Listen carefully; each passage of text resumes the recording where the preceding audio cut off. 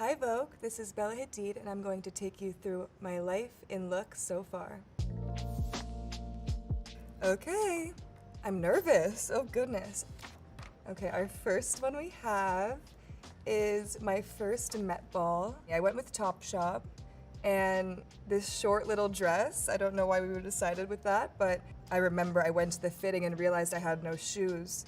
So I went to Saint Laurent myself and I got these platform gold and silver heels, which I still have today. I was so nervous and I think I ran through the carpet. I don't even think I was on there for more than 4 minutes. At this point, I think we were all just kind of waiting for Rihanna to get there, so I had to get in so I could see her walk in. Rihanna was about to come. Period. Okay, so this is apparently a very iconic red dress moment, and this dress Alexander Vautier made.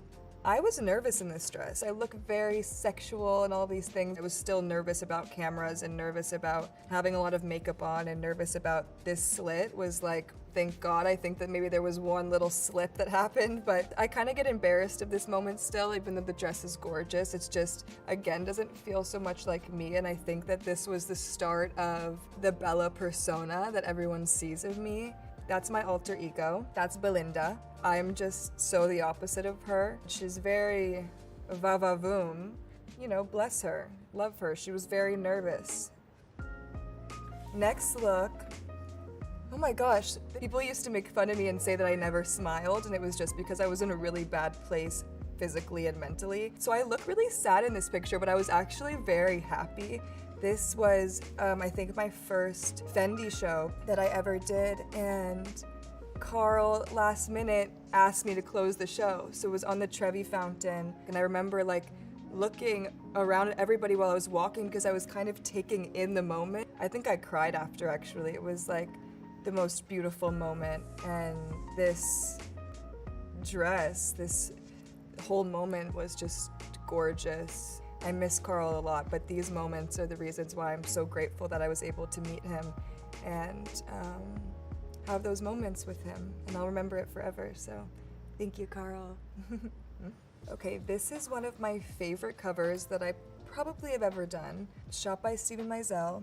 It's my first Italian Vogue cover ever. It was just supposed to be for one portrait behind, but that night I get a call from my agent, and they're like, Steven wants you to come back tomorrow. And I'm like, of course I will come back. I walk into his studio the next day and there were, 20 feet tall photos of me all around the studio. He puts me in front of one of the portraits. I'm in a full Prada look, and he just snaps his fingers and this man starts walking back and forth, and he takes the photo in probably, 10 minutes, and I leave. A few months later, the cover comes out and I'm on the cover.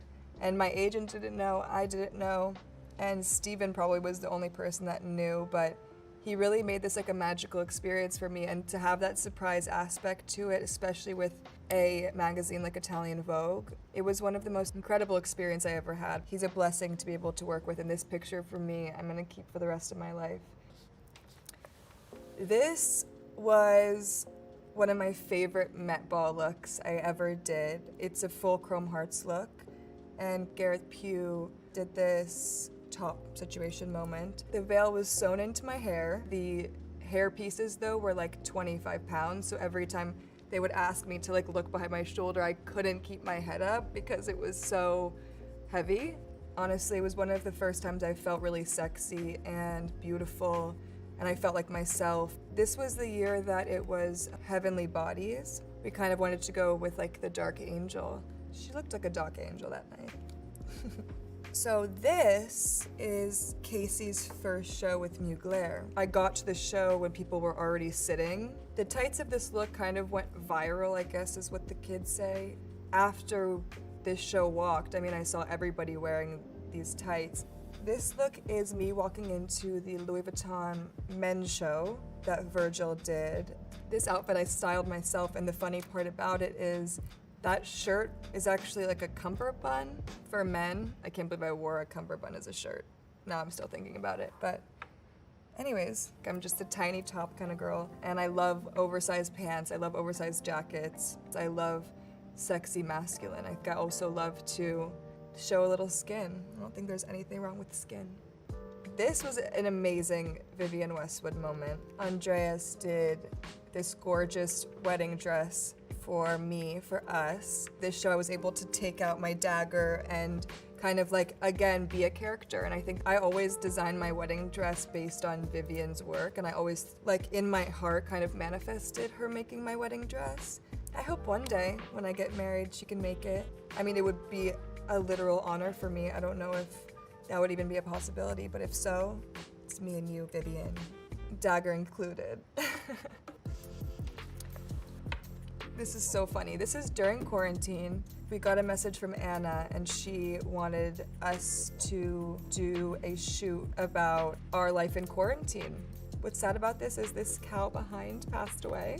Rest in peace. Being in quarantine with my family, I felt like I was the 16-year-old middle child again. Any middle children know how it feels to be a middle child. Everybody hates me, no one likes me, I'm the black sheep, I'm naturally blonde, I wanted to be the opposite of everyone else in my family, and it was like my brother and my sister buddying up, and I just felt like the ostracized one, but it's okay, I know they love me. Honestly, my mom puts us to work. Like, we planted a lot of lavender. She made us get on our hands and knees for the gardens, which I'm so happy to do. I'm just grateful we have this place, honestly. It's a blessing. It's a big blessing. Okay, next look.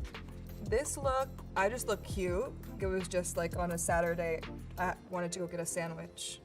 This is my sandwich look. Okay, this outfit, I was just coming home from work. This is just like a regular outfit.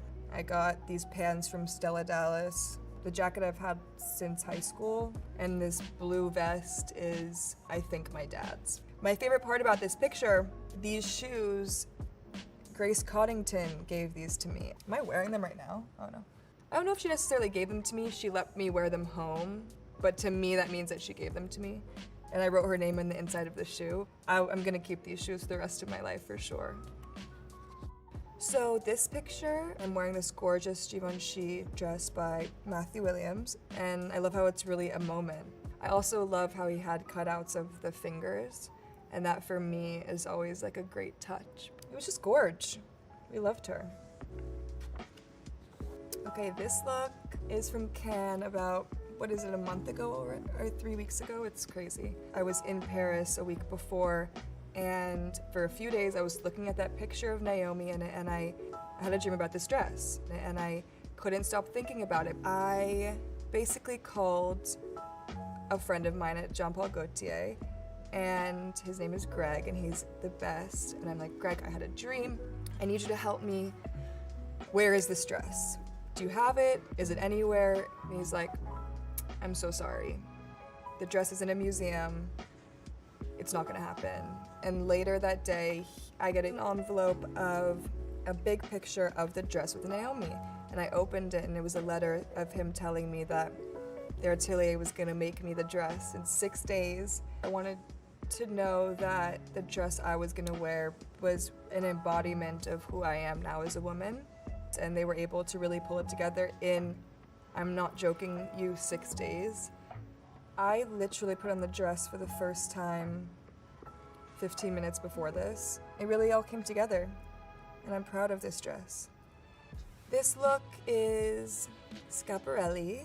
I mean, I always knew I was gonna wear this dress. When I saw this dress, I was really worried about how it would hold. It's also a bit wintry, this dress, so it was very hot out. It was a work of art. When I would look down, like, you could see everything, so it was very bizarre walking onto the carpet, like, with a breeze in places you wouldn't usually have a breeze. The necklace wasn't as heavy as one would expect. It was actually quite fine, honestly. I think I did a little cup check before I got out of the car, and that was it. It was like, it's gonna happen now, so I'm about to walk this carpet, and if 5 minutes from now there are pictures of my breasts everywhere, then that's what was supposed to happen. This look, I bought this shirt and skirt and paired it with a little chopard earring. Not a little, it's huge. I had to give it back, but it's gorgeous. For this moment, it was gorgeous. I never, growing up, had anything designer. You know, my mom wouldn't let me. I think I got my first pair of Louboutins when I graduated high school. it makes me emotional actually, because I'm like so happy in this picture. Like for the first time in I think like my whole adult life, here I feel just at ease, like happy. I'm able to work. I feel good about myself. I felt beautiful. And compared to the girl that I see like in the beginning, she was so sad and she is so content and happy, and I love that. To see that progression, it's like I feel blessed that I made it out alive of that mental state that I was in for so many years. So it feels good, and we love her. Happy Bella. Thank you so much for watching. I hope that you enjoyed some of my looks. I'm sure that there's a lot more to come, but I'm excited to show you all of these, and I hope you have a beautiful day.